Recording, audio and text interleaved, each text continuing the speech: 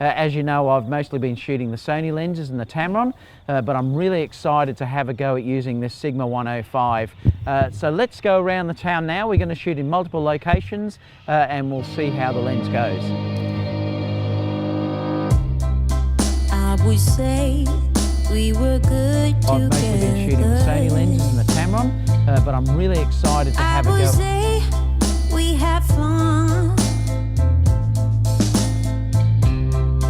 but our trails will never run forever. Something else is on your mind, like everything that's good in life always comes to an end. We let go, drifting apart. There's no use trying to pretend, and I know that it's over. Got the look on your face.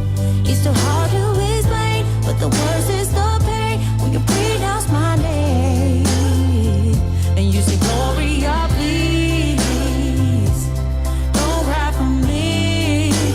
Oh, Gloria, please don't cry for me.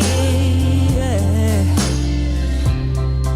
I can hurt you like you hurt me too. Then we make love when we are done. Breaking up and then get back together. Oh, you're the trigger to my gun. But like everything that's bad in life, it's come to an end. We're letting go, drifting apart. There's no use trying to pretend, and I know that it's over. Got the look on your face. It's so hard to explain, but the worst is the pain when you pronounce my name. Gloria, please don't cry for me. Don't cry for me. Gloria, please. Oh, Gloria, please don't cry for me. Why do everything that's good in life always come to an end? We letting go, drifting apart. There's no use trying to pretend. I know that it's over. Got a look on your face. But the worst is the pain when you pronounce my name.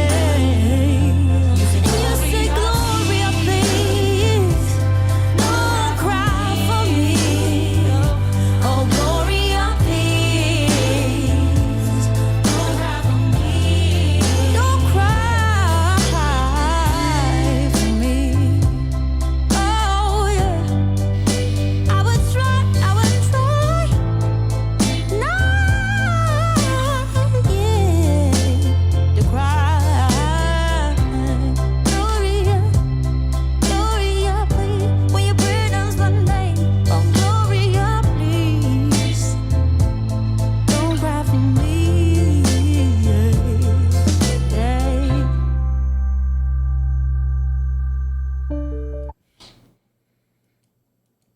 Yo! I'm here. Oh, ready to go. I've got my check credit card down there ready to go. Looking forward to this. I've got my wine next to me here, which I'm going to start drinking in a minute. Let me just delete this video. Quit time. Quit. So welcome everyone. Thought we'd spend a little bit of time. I've got no idea how long this is going to go for, or whether I'll be so tired I'll just be saying I'm going to bed. So thought I was seeing things. David is live, usually 1 in the morning for me in the UK. Hope you and Kerry are well. Yep, Kerry's just in there, just having a Milo. Actually, she's hopping into bed in a minute. It's what is it? It's 9:45 here in the evening.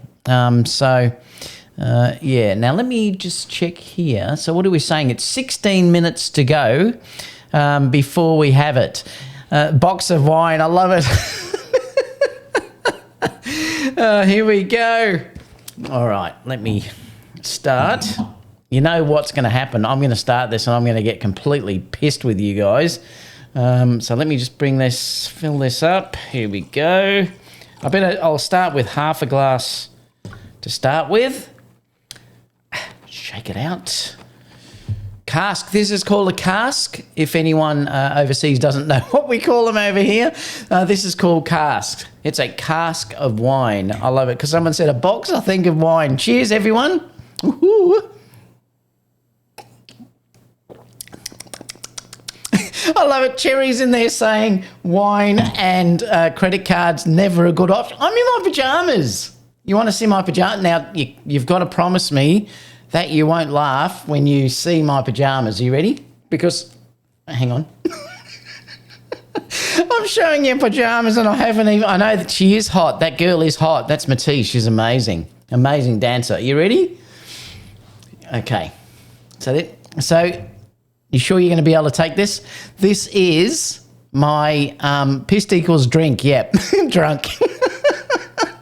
Oh, I forget because it's probably pissed means something else in America, does it, or overseas? Pissed here means drunk. All right, here we go. You ready? This is my pajama top. Can anyone guess what it is? Hang on. John said stop. Here we go. Hang on. You ready? Ooh. I should have worn a Canon top. This is my pajama top. Oh, God. I'm out of control. I've got to undo this because I'm now starting to get hot. Oh, I love it. So let's see who's in the chat. Now, according to, let me just close this down. According to this thing, we've got 14 minutes. Is that still correct? What are we on? Oh, you're 46, yeah. So, I love it. I'm going to see. Let me come into the chat. Let's see who's here. I'll have a few more of these and I'll be dancing on the table by the end of it. So Cruising Media says, this will be interesting. I'm looking forward to your reaction almost as much as the event. Daniel's also here, said, ZV1 or ZV1 is here. Zero Dark 30, I think that is Hero in Florida. So you're saying it's early in the morning. What else? Alexander's here as well. What's the link? I don't know. I just found it on YouTube. I'll see if I can copy and paste it in case if anyone wants to go in there. What else have we got? Ben's saying today has been a damn long day coming. So Ben's been looking forward to this obviously all day. Johnny is also saying, are you really going to pre-order, David? Because I said I've got my order ready to go. No, I'm not. We've just gone back into lockdown. There's no way known I'd be ordering a camera like that at the moment. Plus, yeah, I want to wait and see how Sony answers this, which I'm sure they're going to. So it's going to be interesting to see what Sony have. But, you know, we can all look at it together. We can all have a chat. The interesting thing is, I suppose if you went on the Canon site, it's going to be full of Canon fanboys. Well, we're going to be full of probably Sony fanboys talking about what's going on the Canon site. So it should be funny. It'll be interesting anyway. Richard said, good morning, everyone. So it's good morning for all of you guys. It's evening for me, late evening or late night. Cat School said good evening too. Larry said it's today. Yes, it certainly is. Richard said yes. Johnny said McKinnon on the stage for Canon YouTubers is taken over. Yeah, I think it'll be full of YouTubers, so it's going to be interesting to see what happens.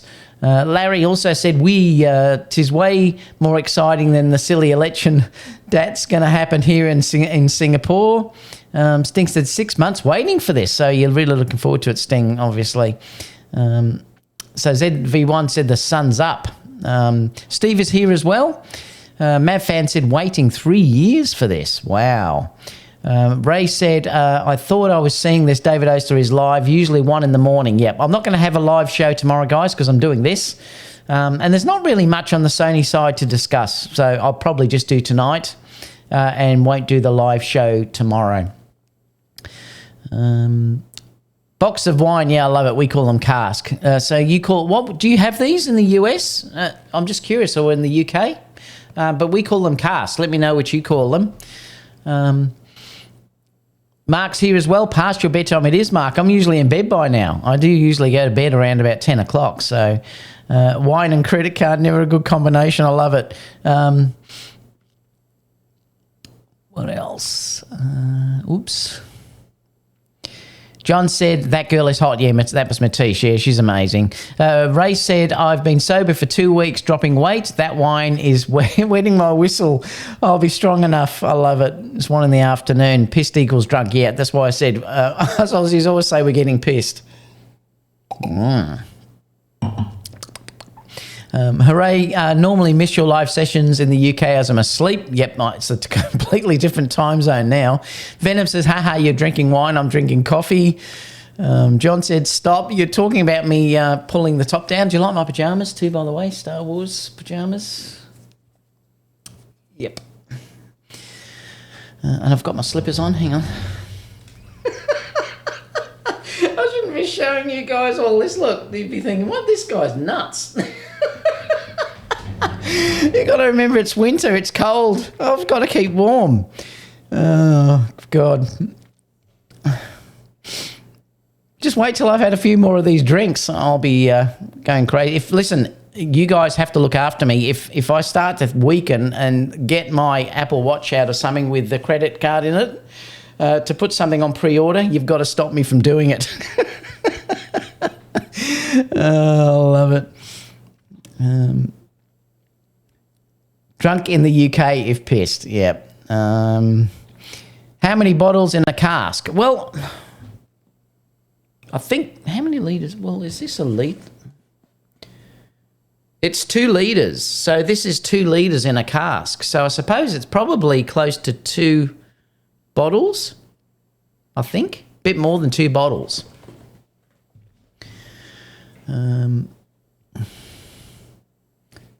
How long we go? 8 minutes, it's saying.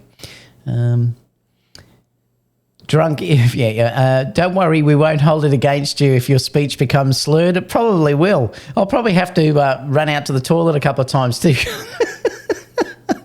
Wow, Canon will crush the YouTube. Over 8,000 people waiting already. I know it's going to go nuts over there. Well, Canon have a lot of followers, so we're having our own Sony version of this, which is going to be quite fun with a few people also in there. Americans get pissed drunk too, laugh out loud. Pissed is angry in the USA. Yeah, I've heard that before. That's why I always forget when I say pissed, but we say it's drunk. Thank God it's not Mickey Mouse top. May the force be with you. I love it, Brett. No more wine for you, David. Oh, I've only just started, Brett. Oh, I should scull one. Oh boy, I better not spill it over all this gear I've got on the table here. Greetings from sunny Cyprus, Davey says. I was born in Cyprus, Davey. There you go. I was born near Nicosia. My father was in the army. Matthew, I think it's Monica, is it? Creation is there as well. Matthew says, don't worry, David, I'm drinking scotch. Your pyjamas are awesome. Glad you didn't show us your birthday suit. Oh, God, I love it. Maradona, keen to know the R5 and R6 only have small 20 megapixel 4K 60 5 million .EVF. It is going to be interesting to see the exact specs that are there. Well, we're going to know shortly. And plus, if someone, guys, if I see something in there that I think is, well, you know, I'm going to give you all the Aussie terms. Wanker, I might call it. You know, if I think something's a wanker, or you know, wanker means like it just pisses me off. Like when we say pisses me off, that means you're angry. Or wanker means someone I think is a try-hard sort of person. I'm going to say it, you know, I mean, it'll be interesting to see what these YouTubers all come up with. Because let's face it, they're going to be total Canon shills that are going to be on this channel. And that's the one thing that we're going to understand too. I mean, I'm hoping the camera is absolutely amazing, but it's going to be full of Canon shilling, that's for sure. Shane said, as someone invested in neither Canon nor Sony but looking to switch from Panasonic, July 2020 is like two supermodels fighting each other. I know it's going to be fantastic, but wait to see what Sony answers with it. It may be far more practical. There's things we don't know yet about this. We don't know if this camera is going to have rolling shutter. We don't know if it's going to overheat. We really don't know anything about that yet until... I would take what the people in the presentation today, I'd take it with a grain of salt, honestly, because like I said, these are going to be full of the Canon shills, and they're going to basically tell you everything is perfect in this. The only way you'll really believe how these actually are going to be is when they're put in the hands of real reviewers. In other words, reviewers that haven't got any bias or not paid by Canon to promote this. I'm not saying the cameras aren't going to be any good. They probably are going to be amazing, but just wait to see full reviews before I think it probably will be, like I said, full of shilling, but well, we'll soon see. Hope they can really demo the AF. I think the AF will be pretty good, Timothy. I would be surprised if it's not, because I think Canon now have worked out the AF algorithms now. The latest updates that have been sort of put out by Canon are really pretty good. So I think there's not going to be an issue with the AF side of things. I still don't think it will beat Sony, because if you look at the latest EOS-R updates, I think Sony is still ahead if you're dealing with autofocus, but we'll see. Oh, thank you so much, Ray, for the funeral fund when Kerry sees your bank account. 2 more glasses of wine for your trouble. I love it. Oh, that's funny. What else? Is there a show from Canon? Well, the whole show will be Canon. Yeah, I'll be showing that in a minute. I'll cross over to the live broadcast so we can watch it together. We'll have chats. Occasionally I'll come back to me and just sort of say what I feel about it too. Winebox in the UK, is it? Oh, okay, yeah, well, we call it cask here. Jason says, Goon, I'm not sure what that means. Winter in Australia is warmer than summer in the UK. I know, you had 16 degrees Celsius. We had that today here. Our temperature today was 16 Celsius. And that's our winter. Philip, good morning from Florida. Jeffrey said, are you buying a Canon? No. I'm still going to wait. I will be probably buying a camera sometime this year, maybe, depending on what happens with lockdown. Most of Melbourne now is in lockdown again for 6 weeks. I'm lucky I'm just outside that, so I'm not in lockdown. But most of Melbourne is. So obviously weddings and stuff are just going to keep stopping for the foreseeable future. So I won't be buying anything at the moment. So the good thing for me is I can see what happens in the next few months.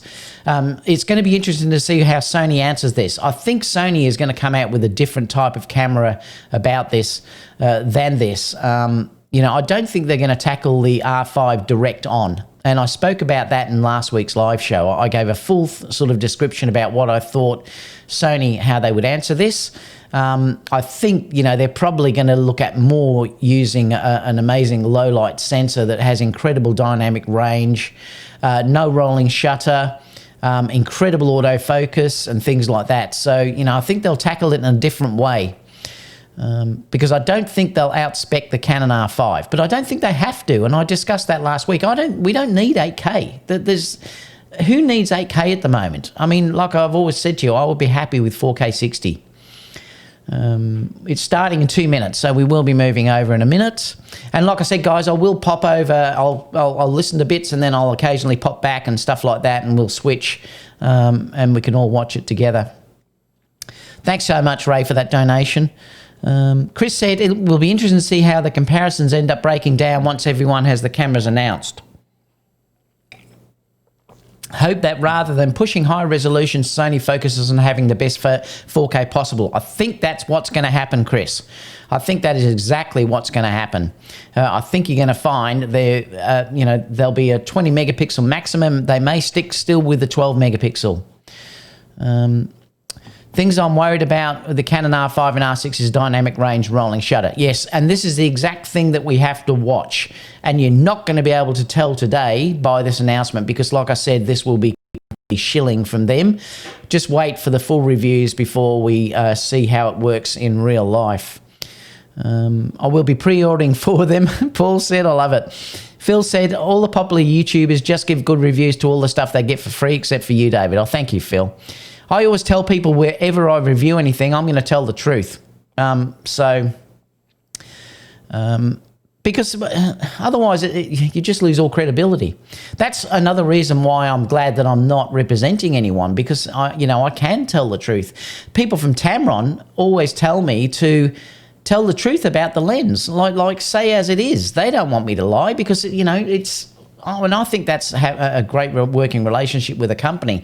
But some companies, a lot of them, don't let you do that. Voice is not in sync. Am I out, am I? Am I out in sync for anyone else? Rolling shutter is one of my main concerns, especially considering the possibility of how little the Sony release might be. I just need to know if there was an event. The ZV-1 said, if you want to experience Sony's latest AF, you have to get the ZV-1. I know, it's incredible. It is. The autofocus in that is really good. If they base the new cameras on that, it's going to be fantastic. Mark said, can't read the comments at Canon anymore. They are moving way too fast. Yeah, that's half of the problem. It says it's going to begin shortly, so they're a little bit behind, I think. I know, it's 10 o'clock now, so it'll be starting any time. As soon as it starts, I'll switch over, guys. 4K is enough. I agree. I don't need anything more than 4K, and I don't need anything more than 4K for this foreseeable future. So, if Sony give us 4K 120, I'll be happy. I'd be happy with 4K 60. Now, we're going to go over, guys, in a second, so let me switch.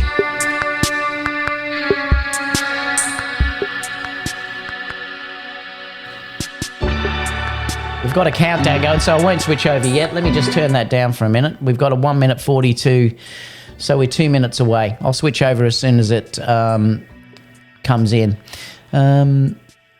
Yeah, I agree. 4K is plenty. Like I said, I think Sony probably will go for 4K 60 and 4K 120. I think that's probably what's going to happen. And I'm completely happy with that. And like I said to people before, I'd be happy to get 5 minutes of 4K 60. That's really all I shoot. But I think we're going to get a lot more than that. I do definitely believe that Sony is going to tackle this camera completely different to what the Canon version is. So it's going to be interesting to see how the specs work out. Everyone's saying the voice is fine, so that's okay. Yeah, sometimes YouTube can just do that. What else have we got? Premium music. Yep, I'm happy. You're authentic. Oh, thank you, John. UK sync is okay too. All right, so we've got a few seconds. I'm going to switch over to this and we'll have a look. So I should be able to talk as well.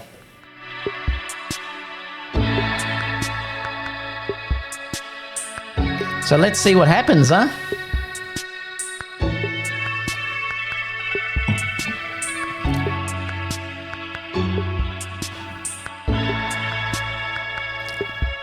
Love it, guys, too, if you could give me a thumbs up. That'd be absolutely fantastic if you could do that for me. We've got 13 seconds. Here we go. This is going to be interesting. This is like a group of mates watching this all together. I love it.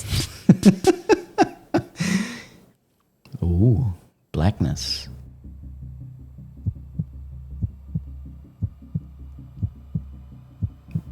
Is anyone excited?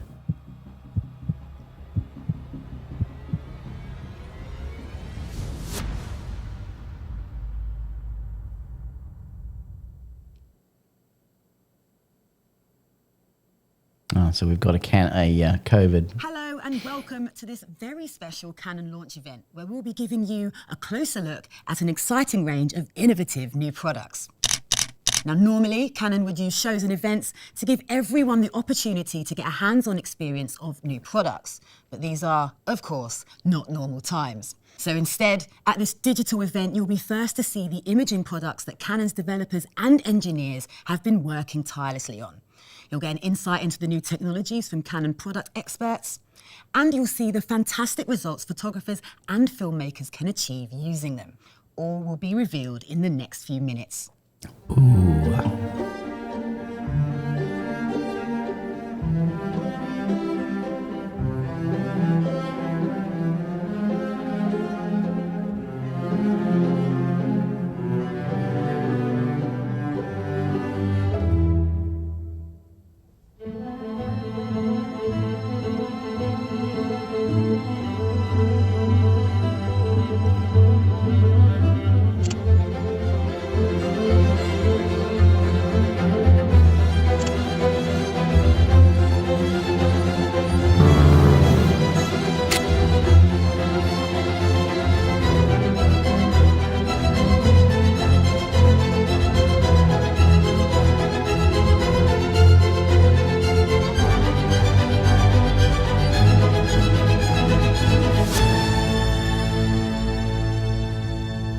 tell us how Canon is strengthening this system and where the new products fit in, I'm joined by Richard Shepherd, Senior Manager of Professional Product Marketing at Canon Europe. Richard, it's over to you. Thanks, Lucy. Good afternoon, everyone. I hope that you and your families are all well. I can't tell you how excited I am to be talking to you today. Photographers and filmmakers are always trying to capture something that hasn't been shot before. That's why it's our primary goal when we develop a new product, to enable something that has previously been impossible. Photographers and filmmakers are always trying to capture a system built from the ground up, like the original EOS system, from which to build astonishing cameras and lenses. We based it around 3 core pillars: the large diameter mount, short flange back, and a high-speed communication system between camera and lens. The system's new RF lens mount gives us much greater flexibility in lens design. Today, we will show you what the R system is truly capable of. We're setting new standards of video capture, astonishing autofocus, blistering speed, and groundbreaking image stabilization. To start with, we'll talk to you about our most eagerly anticipated camera, the EOS-R5. We have redefined what a professional mirrorless can be. But So here we go. The R5 is not the only camera we're launching today. We've also got another exciting camera to share with you, the EOS-R6. This is designed for enthusiast photographers and filmmakers and inherits much of the same technology from the R5.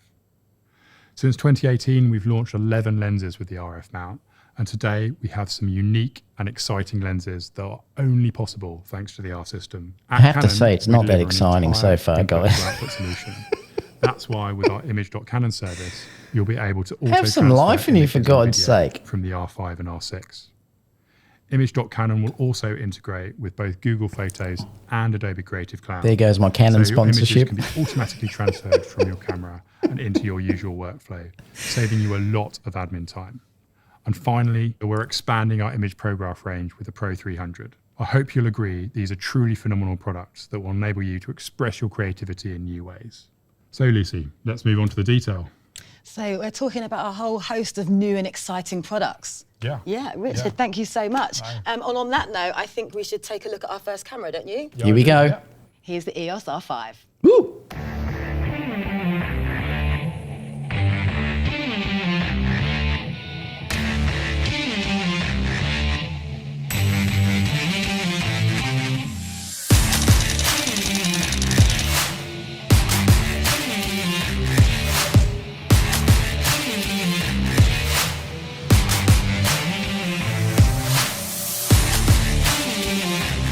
That ISO was fairly low.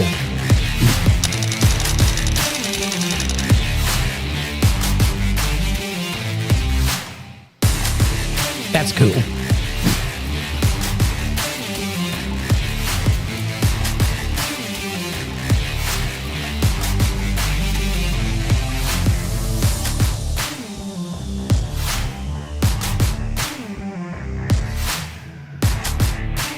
Stops of image stabilization. I don't know how they're going to do that. Must be a mixture of optical and software.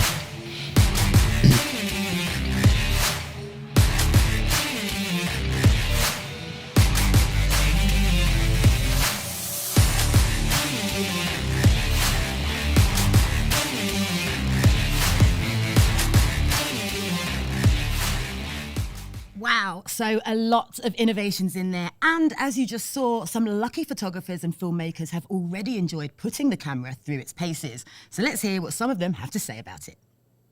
I'm Ulla Lohmann, I'm an adventure photographer. I'm Ivan D'Antonio and I'm a filmmaker. Hi, my name is Robert Mark Lehmann, wildlife photographer and wildlife filmmaker. My name is Martin Bissig. I'm based in Switzerland. I'm a Canon ambassador and I am an action, outdoor and sports photographer. The Canon EOS-R5 let me reimagine the way I shoot. Schön. I took the camera photographing the sunset at a beautiful lake and I saw a swan. So I tried focus tracking and the focus stayed on the swan even throughout the read. Everything which was very hard to achieve for the last couple of years in terms of moving animals just became I haven't said very yet, Chris, easy. I don't think if it's oversampled. Cool. 8K video, 4K slow motion and animal detecting. This is going to be the game changer for the wildlife photography and filmmaking industry for the next couple of years. With 8K, you can record the entire scene, and then in post you can frame the shot. And you can also make a pan or a tilt. So it's free to you. The possibilities that open with 8K are so many.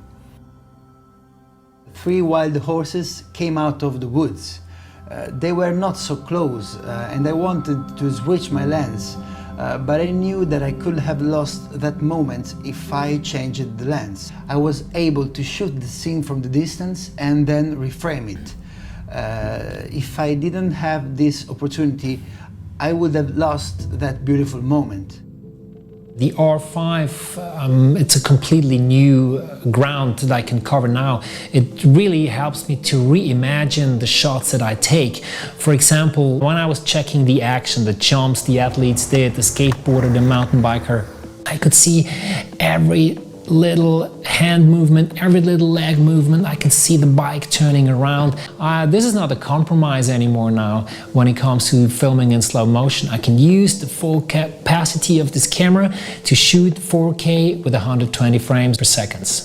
The camera is a great expedition partner. High quality video, high quality images with an amazing detailed resolution and all these great features. Oh, he'll be on, Ike. Canyoning, which means you go down to narrow gorges with waterfalls, you jump in waterproofs. Not only that it's weatherproof, but it's also really fast, even in low light, to do focus tracking. So I photographed somebody jumping from a rock inside the water, and the camera was just locking focus, and I was able to do 20 frames per second whilst that person jumped in the water. The image stabilizer is also great for doing long exposures without a tripod. For example, in the canyon, I couldn't take a tripod with me because I had to jump through the gorge myself. Sony have to add that touch screen. Making 2 seconds exposures, 1 second exposure handheld, not a problem at all. How are you, Manny2? And how are you, Ike? Good to see you in here. 8K with a full frame sensor with no crop is a game changer to me. A lot of times when I work, I'm in tiny spaces, and the larger sensor gives me the ability to have a shallow depth of field in situations where it is almost impossible with a Super 35 sensor. I can shoot open wide, I can shoot with the 85mm 1.2. But did they say in the stats there that it was only 56, was it 5600 ISO was the maximum you could get, 56,000? Frames per second and the autofocus, every single shot of the whole sequence is fully in focus and perfectly fine. So this allows me to shoot in a way that I couldn't before. To take great rock climbing pictures, you have to climb up the wall yourself to get the climbing partner and the scenery. So I'm dangling on the rock face, high up above in the air, and then I don't have time to do long time settings or like try to do again and again. My gear has to work. The camera really performs. It has a big advantage in terms of autofocus systems. So even the Sea Eagle is coming from 100 meters away. It locks onto the Sea Eagle with the AF system, and it keeps it in focus all the time during the flight. Even intensively turns and everything. It keeps it totally in focus. And I just have to press the shutter button and rush out the 20 frames per second images. I consider it sort of my second A-cam, because I can rely on it in every situation, especially when I need to move fast or reach difficult angles. And the images are just incredible. It pushes the boundaries of my creativity. This is such an amazing piece of technology in such a small body. It has so many amazing features to be able to deliver high quality footage for bigger productions. Yeah, well, I'm not going to send this one back, Canon. Oh, okay, thanks, very Bill. Sorry. I thought they said it was 51,200 ISO was the maximum.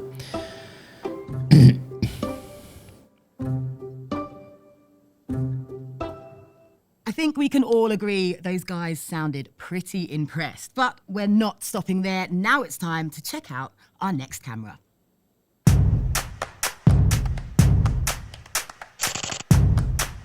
So 20 frames per second, so they were correct.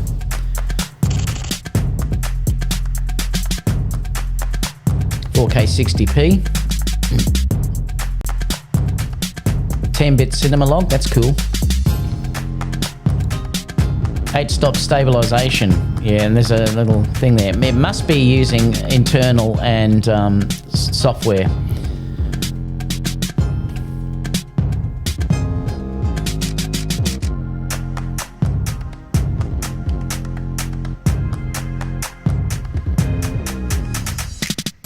So it's a 20 megapixel full frame sensor.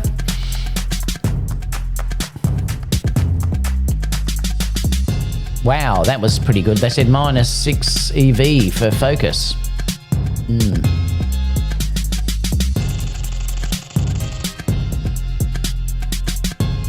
Haven't heard about pricing yet, Rick.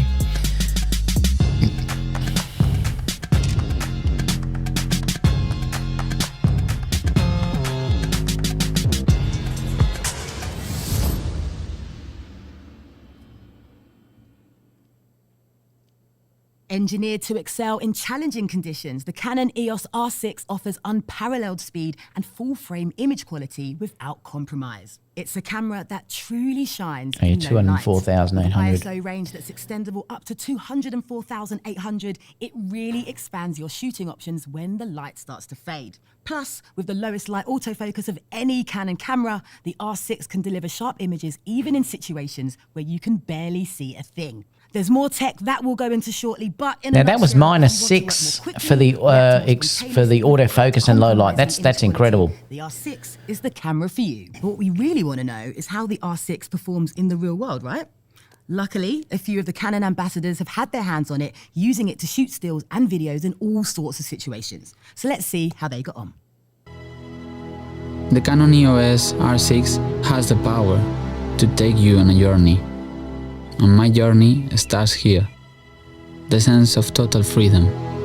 The R6 allows me to film in 50 frames per second in 4K, 10-bit. Along with reliable autofocus, I can continue to tell her story, when others may feel they have to stop. Let's do this! As a photographer, it is important to be in the present. Being able to work up to speeds of 20 frames per second makes capturing the decisive moment in time easier. We don't know about the rolling shutter on that yet, guys, either. We've got to wait and see about that. There is no room for errors. Reacts fast, and so does the camera. Speed is crucial. This camera logs the autofocus on the face, and it doesn't lose it. This is unbelievable. It just tracks the face all the way down. The face detection allows me the ability to keep up with my model. You can freely move your AF center point where you think the action will start to happen. It catches the rider and then the automatic takes over. The face recognition even works when they wear helmets. The speed of intelligent autofocus with eye, face, people, and even animal tracking is blazing fast. I didn't miss a single shot. Yeah, Mark, we don't know which sensor they've used. They haven't said. 8 stops of in-body stabilization is incredible. It'll be interesting to see how it works. Do without a tripod. I managed to handhold the camera for 4 seconds. Like they said, 4 seconds there. I mean, remember, we've got to see this working too, guys. But that's one thing Sony can definitely improve on is the image stabilization. We know it's not that good for video. So hopefully they can improve that in the new A7S. It's possible to change my perspective drastically within a second. Out of all the pictures I took, those are my favorite images. The ergonomics of the camera, it's light and silent. You don't even hear it. All you see is in your viewfinder is a little white frame that starts to blink. Plus, the Canon menus are really easy to work with. I can check the images even in the bright sun without looking for a shade. With the EOS R6, I can work comfortably in low light conditions, confident in the ability to retain excellent detail in highlights and shadows. I still don't expect the autofocus to beat the Sony's. Just wait for the full testing on that. You have a frame rate of 120 frames in full HD or 60 frames in 4K. Now you have image stabilization in the lens and you have image stabilization in the camera body, and they work together. You don't need 2 cameras anymore. With just switching one button, you can just start filming right away. It's important to feel confident working in low light conditions. The autofocus tracks amazingly in near darkness. With the EOS-R6, I can continue to capture quality footage using high ISO with cinema log. I was so excited about the camera that I will end up with a couple of thousands of photos. In a lot of ways, from what I'm seeing, this camera, I think, would interest me more than what the R5 would. I don't know what you guys think about that. Or utilize the incredible handheld stability for stills. You can now excel with both. The camera is a game changer. With 20 frames per second, you can get the speed you need, and I was able to catch the moment I was looking for. The same camera can enable everyone. Never miss that golden light, unique moment, or perspective. This camera is perfect for enthusiasts and semi-professionals, and it is part of my gear now. You want to move into mirrorless? This is your perfect choice and your perfect camera.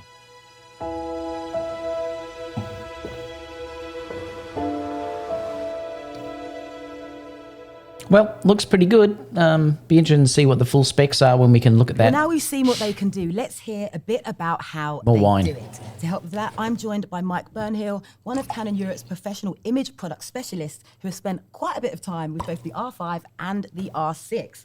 Mike, welcome. Hopefully this guy's got personality. It seems that the R5 and R6, they share a similar set of creative features and next-level mirrorless technology, but each also has its own unique advantages. So can you tell us a bit about what these are? The R5 is really about high resolution. It's high resolution stills and video. And the R6 is a much more rounded product for a much wider base of users. Not everyone wants those big file sizes that kind of take up your hard drive. So the R6 basically has a sensor based on the technology we had in the 1DX3. And that gives it really... So you're getting a 1DX3 basically in that camera. It's pretty cool. Basically, it's an amalgamation of our sort of EOS 60 and 7D lines. It brings the full frame sort of sensor and the high speed that we had in these sort of APS-C cameras. So we're looking at two really exciting cameras, aren't we? Yeah. Yeah. For one thing, they're the first EOS cameras to feature an image stabilizer. So this is a pretty big deal. Very big deal. Yeah, it's one of those things that we've been asked for a long time. When is Yeah, Brett, there's a video online showing the Mark III against the A9, and the A9 still is way better in electronic shutter. So I would think this would have the same issues. It's not going to beat the A9 for 20 frames per second. The mount is so large, means that the sensor system can move around and not get cut off at the edges. Gives a wider image circle. And what that means is lenses like our 85 1.2 and our 28 to 70 f2 lens, these big, high performance lenses with no stabilization, can now do 8 stops of stabilization. 8 stops stabilization is nuts. Good on Canon. That's really good. I mean, gee, I wish Sony would do that. That's amazing. The technology that's kind of great in this whole system is the communication of the RF mount. The fact that the speed between the lens and the body is so fast that we can kind of synchronize the two systems so they work in parallel. By nature, the lens system is very good at That means you basically wouldn't even need a gimbal. If it works like they're saying, and remember, we have to wait for that, but if it does work like that, you don't even need a gimbal. It's better at correcting, and that allows us to really elevate the performance that's possible with the normal than just a IS in the lens and one in the body. For me, myself, hand holding this kind of camera, I've been able to hold it at 4 seconds, almost gimbal kind of performance and produce beautiful, smooth video. Jeffrey, this is actually a good wine. We do that over here. We have the good wines. Hi, Ario. Kind of adjust to it. So this is essentially going to make handheld shooting a dream. Yeah, I mean, if you've seen in the video, tripods are a wonderful tool, but you just can't take them wherever you go. One of our ambassadors, Ella, was going caving and there's beautiful waterfalls, and she wants to take those waterfall shots. But you can't go caving kind of through these gorges with a tripod. With your tripod just strapped in to your case. back. But she could still get those beautiful blared waterfalls. I love that. Okay, so the ambassadors, we just talked about those, in the videos, talked about the autofocus systems of both of the cameras. How are the cameras able to achieve this? And do you think this technology can make a difference? Oh, yes, totally makes a massive difference. There's two key parts of these two cameras, the AF. It's the new dual pixel 2 AF system, which now covers like 100% of the frame, so it's edge to edge. It's cool. But also the database system that we've built, which we introduced with the 1DX Mark III. It's a deep learning, so it's led, it's analyzed, and it's built this algorithm that can identify not just people now, we can identify species of birds, but members of the cat and dog family. Wow. And now this camera can track the body, and if it can't find the head, once it's found the head, It can track the head and then it sees the eyes, then it moves to the eyes. And it's great. So let's talk about the R5. You know, this thing is absolutely mind-blowing for video. You know, it features The autofocus sounded good. camera. Quite impressive. Can you explain how 8K can result in higher quality 4K video, and tell us a bit more about the camera's creative 4K options? Yes, obviously the 8K RAW kind of grabs the headlines. Yeah. But one of the big questions when we kind of showed this camera off to some people was like, well, what's the point of 8K? I don't have an 8K TV. Yeah. People say, why do I need 8K? And 8K gives you many more possibilities. So for example, one of the functions in the camera is what we call 4K HQ mode, high quality, and that oversamples the 8K footage. So when you shoot normal 4K footage, you're using the sort of AF system. So the signal, you only get 25% of certain color channels. Yeah. So when you put the picture back together, you're actually getting sort of artifacts and more noise because you're missing bits of data. But if you start with 8K of data, you can actually get 4K of all the channels. And what you end up with is a much sharper image with no artifacts for the same file size. You'll get the sharpest 4K footage you'll ever see. But the other big thing creatively is that you can actually shoot wide in 8K, and it allows you to still punch in and zoom, power scan in the edit and still get 4K output from the camera. Get those different angles, Yeah, different camera for example, shots. if you imagine, you do a car shot, you put the camera on the bonnet, wide shot, you've got both passengers, but I can crop into individual actor for their particular monologues and still have 4K resolution. Yeah. So the big difference for still photographers is the fact that they're doing more and more requests to have to shoot video and stills at the same time. Yeah. And it's been a case of doing one or the other. Yeah. It's two actions. When you shoot the stills, it's not quite the same as the video or vice versa. And now, it's always been a request, even from way back, is that they want to be able to do both at the same time. You're not having to make that choice of which is going to be better. Yeah. Filming it or taking the still photograph. Which one I've got to choose, and then you kind of, and it's always going to be the wrong option. So this gives them that safety blanket. Yeah, They can just go, I'll film it, and then I'll grab the still later on. Yeah. Both cameras are capable of shooting at up to 20 frames per second with the electronic shutter. So why would users need to switch to the mechanical shutter? The electronic shutters are a fantastic piece of technology, that you can shoot super high speed, you can shoot silently, but there are some areas where they kind of struggle. One of those is rolling shutter. So when there you go. It's not going to beat the A9. Kind of a skew of the image, golf clubs, etc. I wouldn't expect it to. Banding, where we get different light sources that change frequency. It results in a striping of the image. And the other thing is you can't really use flash. So this is where the mechanical shutter comes in, because that doesn't suffer from any of those issues. But the mechanical shutter has a bit more lag, and also small vibrations that can really kind of affect the ultimate sharpness. So there is a third kind of hybrid option, which is the first electronic curtain sync sort of shutter that allows us to take more sort of a hybrid of the two systems. Thinking about photographers' workflows, we've also heard today that Image.Canon is expanding its capabilities. So how is it going to work, and why is this so significant now? What we've introduced with these two new products is a new auto transfer function. And it's really kind of one of the first steps in Canon changing its philosophy of how we work. So now we've teamed up with two of the biggest cloud partners. We're teaming up with Adobe and Google to kind of work together on this cloud sort of platform system, which is amazing. So therefore, now we can automatically transfer your images from the camera up to the cloud to be shared with one of these two sort of platforms. We've really looked at customers and we've listened to them, and basically everyone knows how easy it is to share images on their phone. And with cameras, that was never possible, and that was one of the biggest obstacles and biggest complaints. So we've changed our philosophy and how we're looking at that, and we realise that workflow is as important as the camera. Yeah, I think this will be really... So cloud storage going straight up, that's pretty cool. Must have really good wireless built in somehow. Of course, to realise a camera's full image quality, you need a high-quality lens. Fortunately, the Canon EOS-R system has some of the finest to choose from in the entire Canon catalogue. And today, Canon is adding 4 exciting lenses and 2 lens extenders to the RF range. First up, wildlife and sports photographers are going to find the RF 100 to 500mm f4 to 7.1L IS USM a versatile addition to their collections. With its relatively small size, this new zoom is a practical choice for handheld shooting. It's built for shooting in tough conditions too, as it has dust and water seals and a heat shield coating to ensure durability. Now, this is something that both wildlife photographer Robert Mark Lehman and action sports photographer Richard Walsh needed in their shoots. So let's see this game-changing new lens in action. Yeah, I agree, Brian. The cloud storage is a pretty cool option. I didn't hear that mentioned at all, so that's pretty good. Hi, my name is Robert Mark Lehman and I'm a wildlife photographer and wildlife filmmaker. I'm super impressed, especially with this new wildlife lens. It's a 100 to 500 4.5 7.1 lens.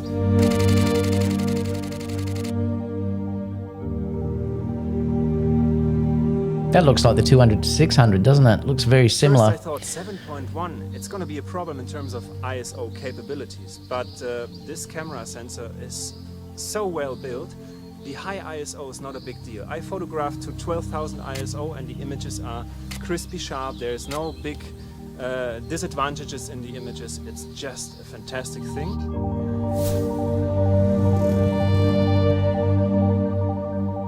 This is the 100 to 500 millimeter zoom.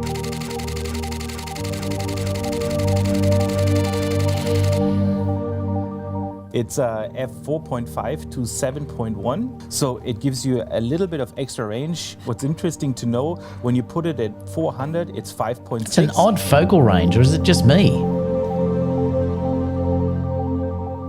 I'm doing a panning shot right now, so the background becomes blur.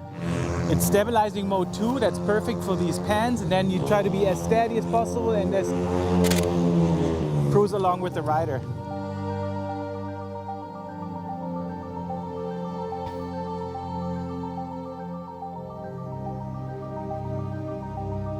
.100 to 500, perfect wildlife range.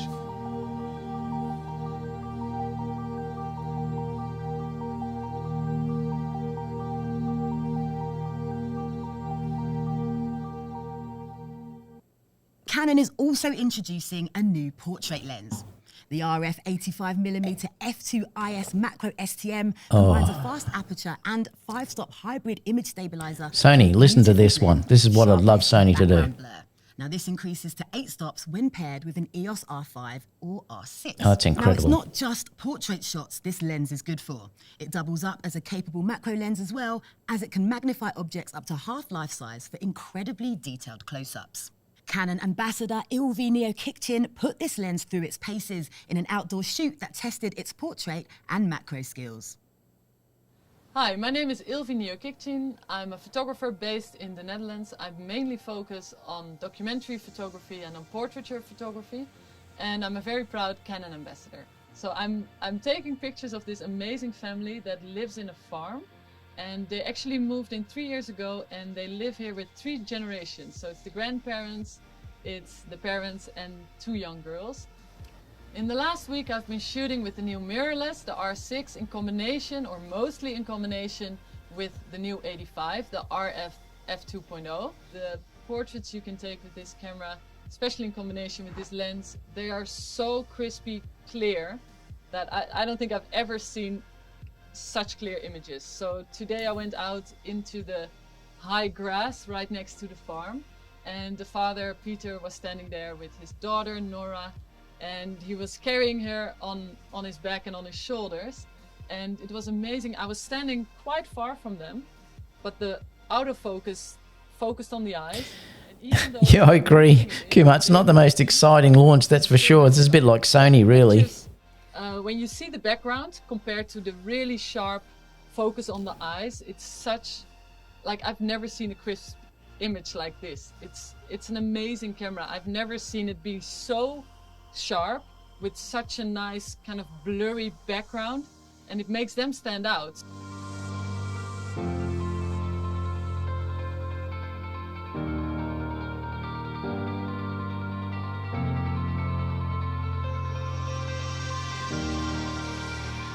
So the new RF 85 2.0 has a macro function, and it has been amazing to look at the farm through different eyes. I've been taking pictures of the skin, the wool of the sheep, and when you take a closer look, it's such an amazing structure.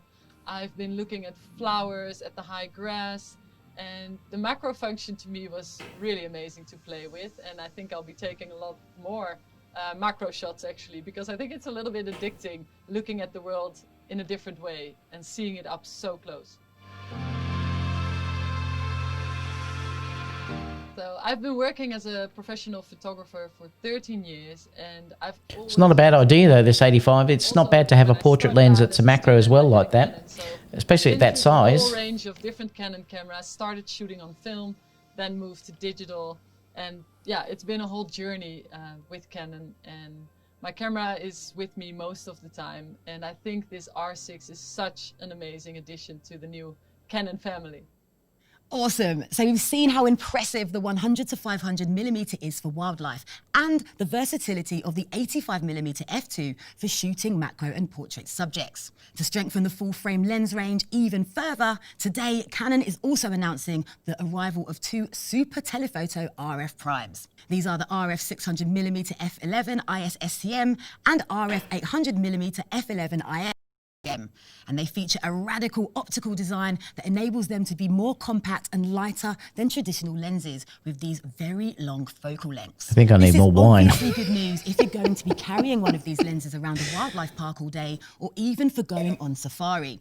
But it also makes handheld shooting a real possibility, especially with the impressive image stabilizer performance. Now, both lenses are also compatible with two new extenders, a 1.4 and 2 times, enabling even greater magnification of distant subjects. To look at all of these lenses in more detail, I'm joined by John Morris, a Canon European Product Marketing Manager who knows all about them. Hi John, how's it going? Very good, thank you. So I'm going to dive straight in there with my first question. So these two RF Super Tele Prime lenses are a new concept. These guys look like they should work for Microsoft. Compact 600mm and 800mm lenses.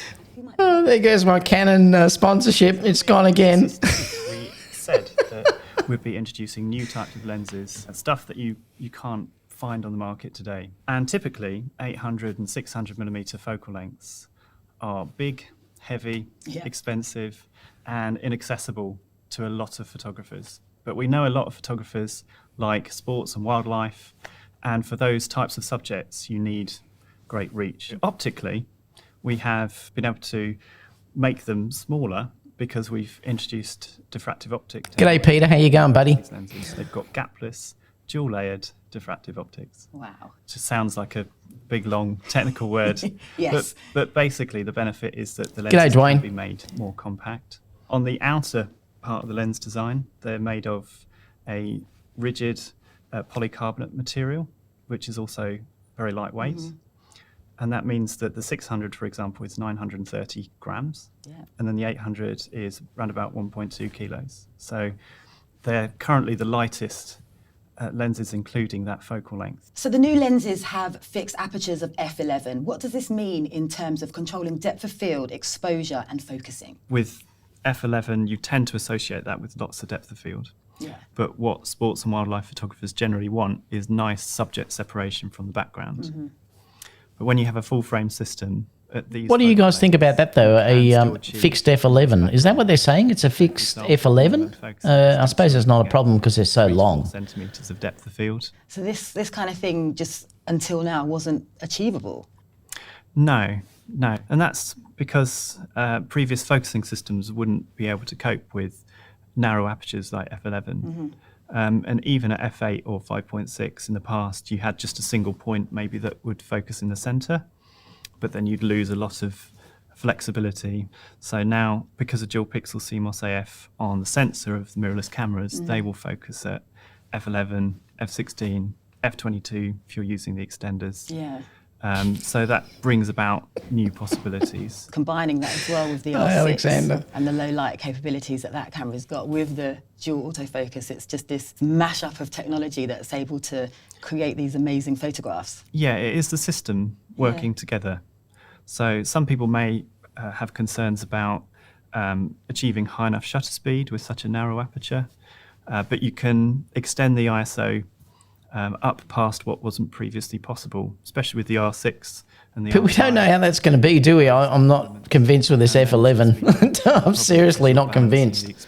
Okay, so the RF 600mm f11 and RF 800mm f11 lenses, and they both use STM focusing motors. What is STM, and how does this affect the autofocus performance when shooting photos and movies? Well, it's a great hybrid technology, STM, and it was introduced because we're seeing people using lenses for both photos and movies.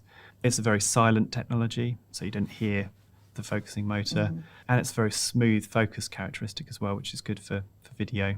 And it's fast enough in the lens as well to do sports well. Yeah. So let's talk about the RF 100 to 500 millimeter lens. This is designed particularly with sports and wildlife photographers in mind. What can you tell us about its design and the features that make it ideal for these kinds of users? Well, the existing 100 to 400 EF version is massively popular because it's such a versatile zoom, so you can turn up anywhere and get close to the action. Yeah. But of course, with the RF version, it's all about improving. God, I'm going to scull this wine. Increasing image quality, functionality, performance. One of the biggest points of feedback from those types of photographers is they want to extend their reach. So in this new lens, 100 to 500 is the zoom range, but we've been able to maintain similar brightness to the 100 to 400 in that range, which is important. It's only a little bit longer comparison to the EF version, but it's 200 grams lighter. Wow. And the other consideration is, I think she's excited. When you're shooting motorsports, you're talking about subjects that accelerate and decelerate quickly and move quickly.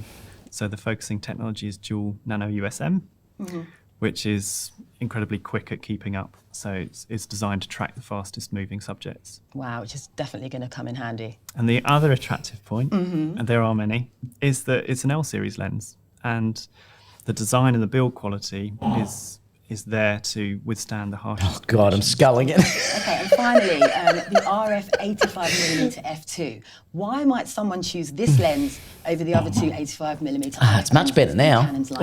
Well, it's similar to the 35mm. And that's to say that it's a very versatile lens, particularly aimed at enthusiast and amateur photographers. Yeah. Because they're looking for a nice wide aperture prime that can do a lot. And it's also similar to the EF 85mm portrait lens. But the piece of feedback was that a closer focusing distance would be nice. So if you're a wedding photographer, for instance, you want pictures of the details of the couple. So with this new lens, it's half size macro. So it's focusing to 35 centimeters. So that gives much more potential for a greater range of shots. It also Canon, if you're listening, I'm available. Anytime. Just call me in. I'm available to do this. And I guarantee I'll get more laughs. I guarantee it. An STM autofocus motor, which we talked about, which makes it useful for video as well. Yeah. So it's a lens that is both practical and very versatile, and it's just 500 grams, so it doesn't weigh much. Well, super light. And I think what's really nice is it's another great example of Canon listening to feedback from users and taking that on board and then taking those I'm ideas laughing at and the putting them comments. into the next generation of lenses. Yeah, there's so many improvements. Yeah, and it's a fantastic lineup. So thank you so much for taking us through Canon's new lenses. Great, thanks, it's been a pleasure. Thanks for that. Now, as Richard said at the start, something Canon is passionate about is its ability to give you a whole ecosystem of products to enable you to not only take amazing photos, but to print them in beautiful quality as well. So with this in mind, Canon is adding a feature-packed photo printer to its Image ProGraph Pro range, the Pro 300. It's too late, Jeff. I've already said things. Canon aren't gonna use me. User-friendly system, enabling more of you to get into photo printing yourself. To see what this printer can do, let's watch Sanjay Jogia and Wanda Martin. What's this, a printer? It occurred to me after the shoot, when I got back to the studio, that what I had in front of me was the most important printer to be available for in the God's last sake, decade, that's it for me. helping me see things differently and reimagine. Oh my God. I'm not I'm not going to watch stuff about printers. Oh, that's enough. Anyway, well, let's talk about a couple of things. I think for me personally, looking at those two cameras, the R6, for me, definitely looks like it would be a very, very interesting camera. It really does. And I think the low light focusing on that alone for wedding photography is going to be incredible, because it was over -6 in its being able to get autofocus. So that's fantastic in itself. The stabilization was 8 stops, and that was in both cameras, I think. So the stabilization looks like it's going to be groundbreaking if it works as they say it's going to. It really looks good. People are saying, let's watch Peter McKinnon's video. Has he got it up, has he? Let me just go to YouTube and I'll see if we can find it. Peter McKinon. Let's have a look and see what he shows. All right, we'll have a look at this. Let me bring it up.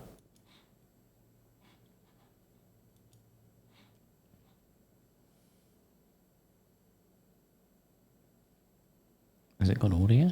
Oh, hang on.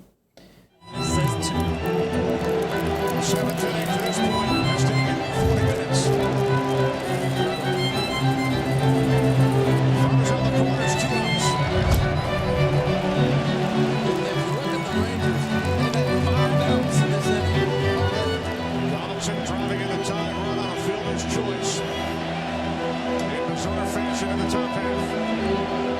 Oh, for Tyson. Keys to the drive. Deep left field.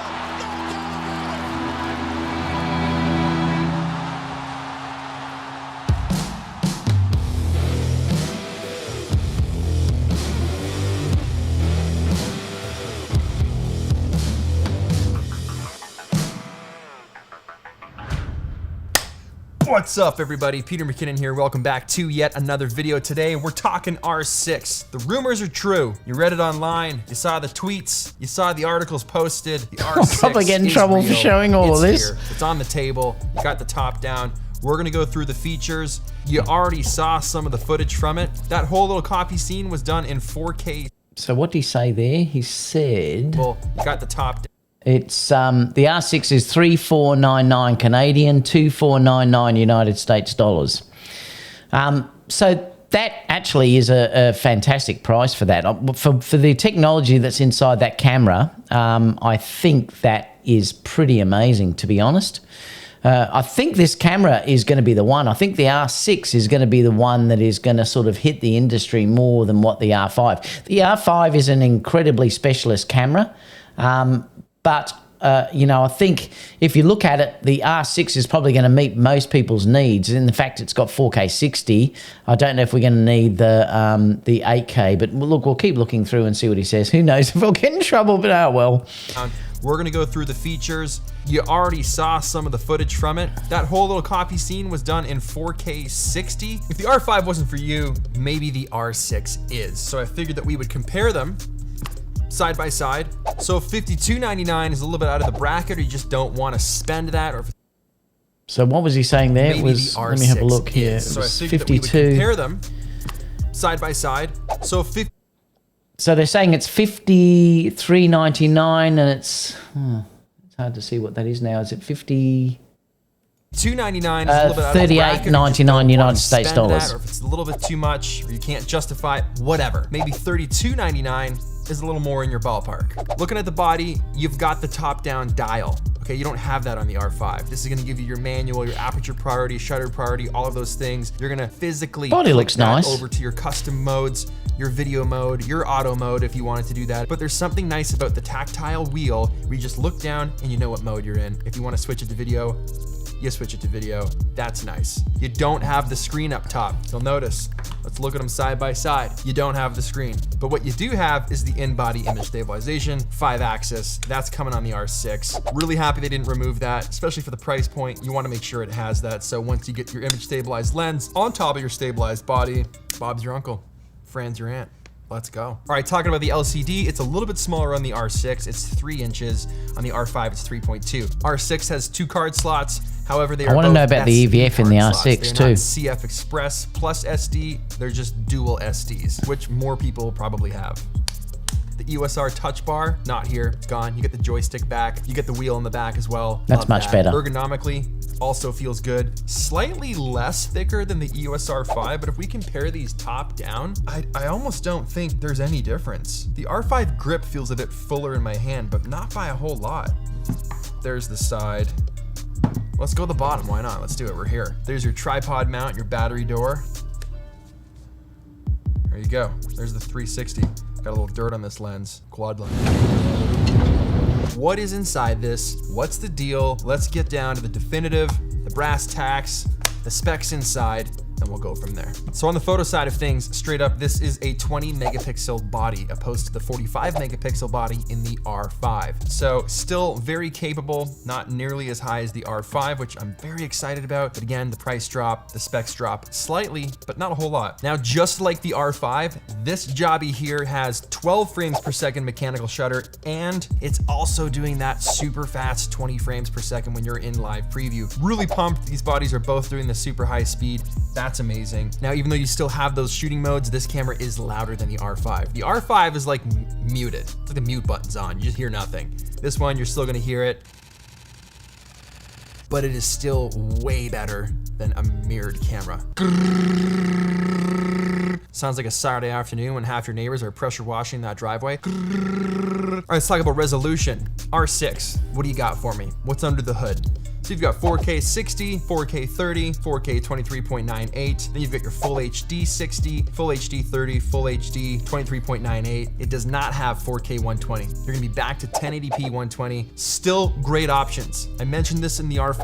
I don't think that's a problem though. I mean, I think if you've got 4K 60, that's enough. If you want to go to 120, you could always use 1080p like you just said. So I think the R6 is really a solid camera. Video using the EOS-R for the past, I don't know, how long we've been using it now? Like almost 2 years? So 60p still looks incredible. It's still great. You're doing it in 4K. I'm not mad about it. Would I love 4K 120 in this? Yeah, but you can get that. You're just paying for it now. So you're not getting any of those raw capabilities inside the R6. It's not shooting 8K, so those super high res kind of cinema style camera functions are not present in this. But still a useful mix of high res features, especially just being that you can shoot 4K 24 like without a crop. That's awesome. And it's got autofocus and log modes. I mean, what more do you need?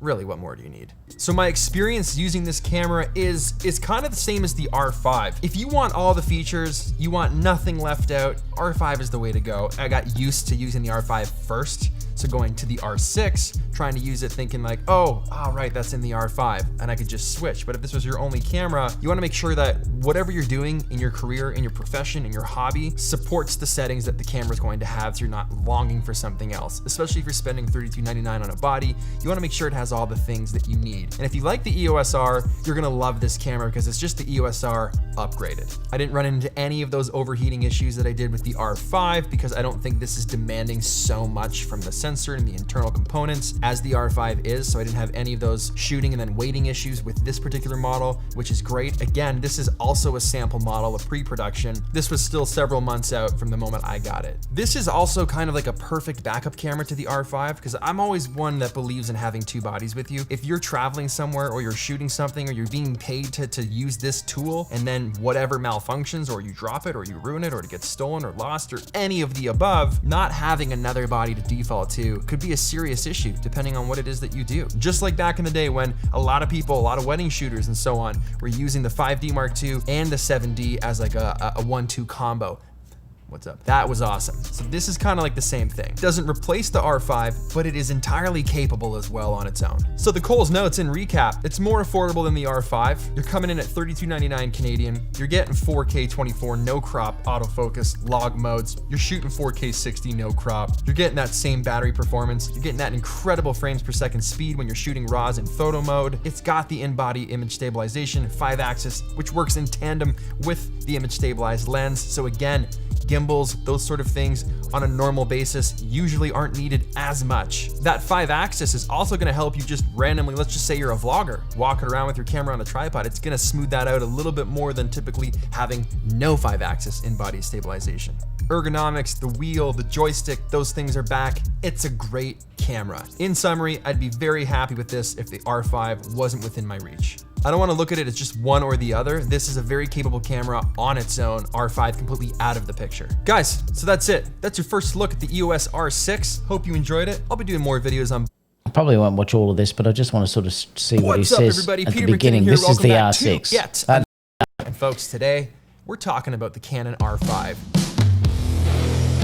I mean, looking at what he just said there, like the R5, the R6 is going to be all that most people need. I mean, unless you really are a full-on videographer, the R5, the R6 is going to be more than enough for everyone. 20 megapixels is good enough for most people. And then you've also got the 4K 60. You've got that 8 stops of stabilization in it. It looks like it's really a winner of a camera. And I think that's probably the one that is going to sell the best by far, particularly when you look at the cost.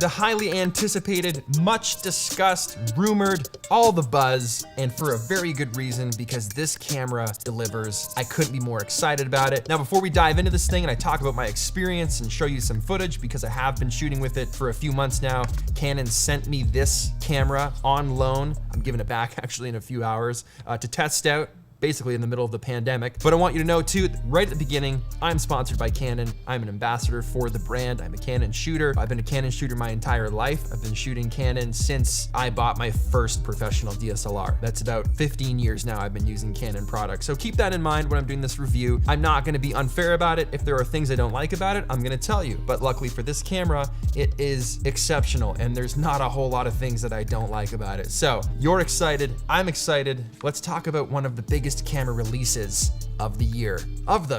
Is it of the decade? Could we say decade? It's one of the biggest releases for Canon for sure. This is back to the 5D Mark II days. Let's talk about those days for a second. Hands up, who remembers a filmmaker by the name of Vincent? I just want to skip a bit. Younger. That was a big deal for Canon. Easier to use, it just feels right. Here's something that'll make a lot of people happy.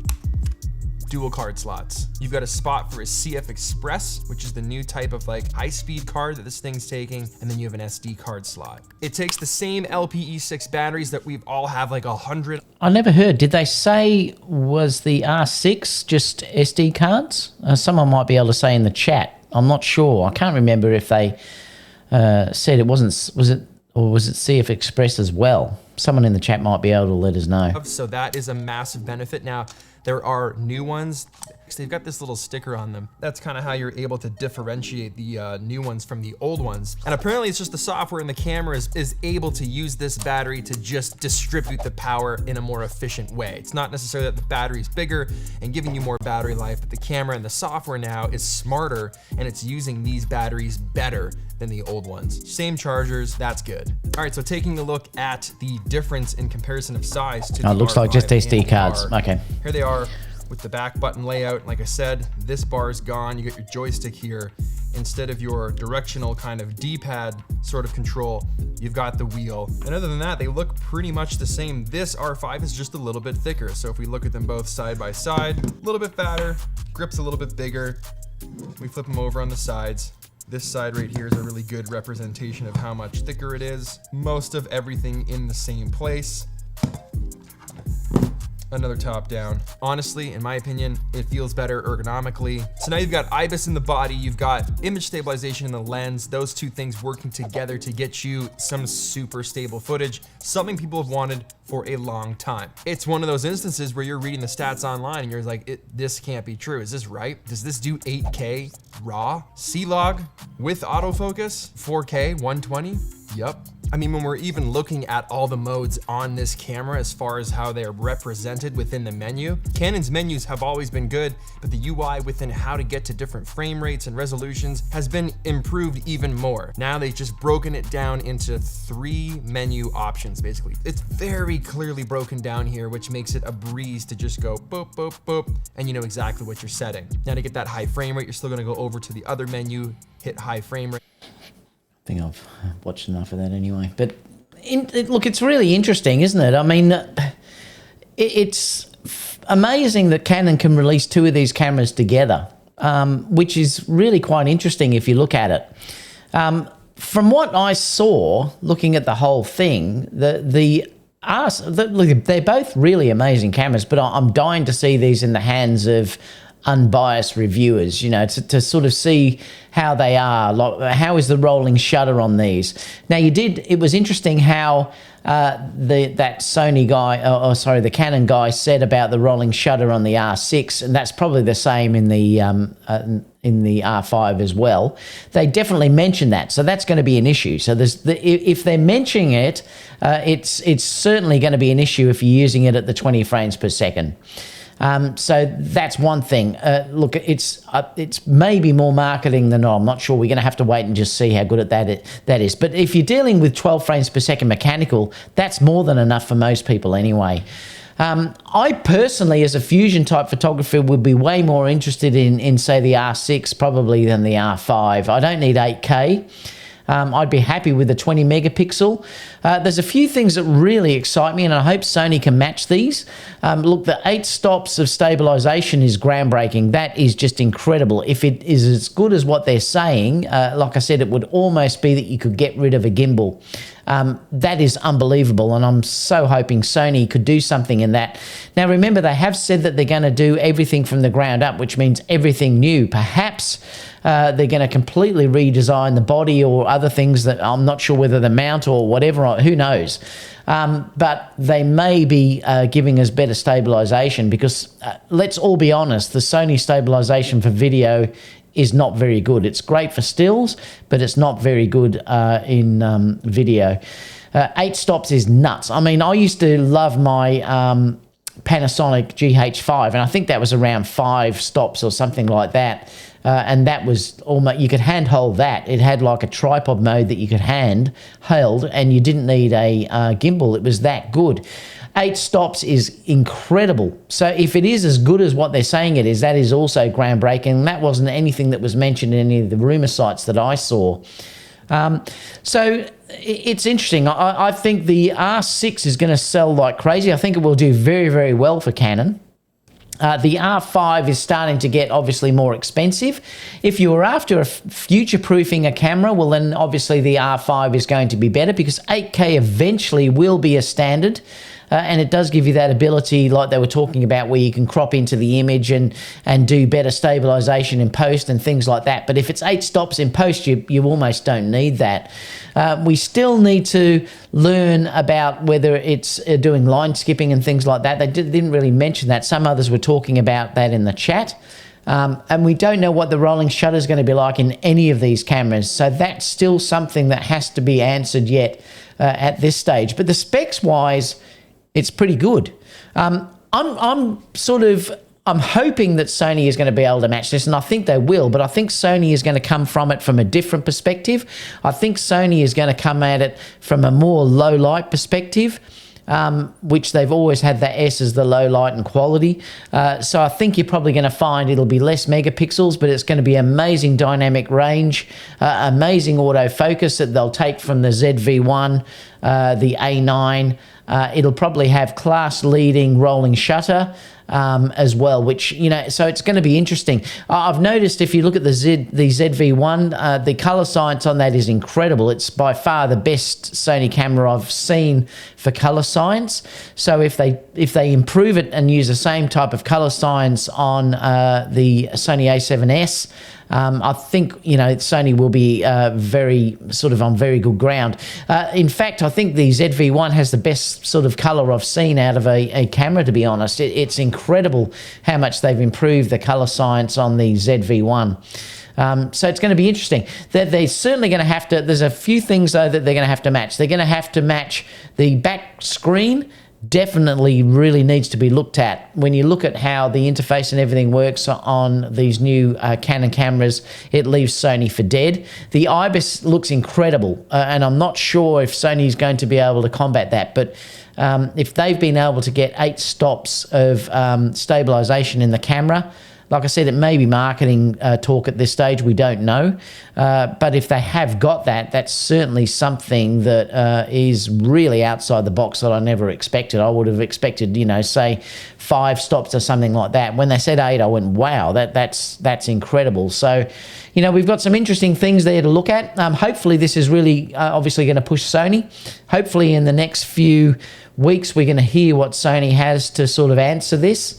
It's going to be really interesting. Now, whether Sony may drop an A7 IV to combat the R6 and also release an A7S as well is going to be interesting, because the thing now is that I think Sony have to answer the R6, and the only way they can answer that is with the is with an A7 IV. So it's going to be interesting what's going to happen. So let me know in the comment box down below what you think about the camera. I'd love to know. Please also, if you can, love it if you could give me a thumbs up. And that's about it, guys. It's 11 o'clock here. I'm going to head into bed. So I've had a few of these wines. Like I said, any questions, leave it down below and I'll get back to you. I'm not going to do a show tomorrow because basically there's not much in the Sony realm at this stage to talk about with news and rumors and things like that. So I'll just sort of leave it at this posting for tomorrow, and I'll be back next week with the Sony Alpha news and rumors and also with Aaron. So thanks everyone for joining me. It's been so much fun. It's like I said, it's like it's like a group of mates sitting around having a chat while we're having a drink, watching a live show. So thanks so much, everyone. And I'll see you all in the next video. Have a great evening or have a great day, everyone. Bye for now.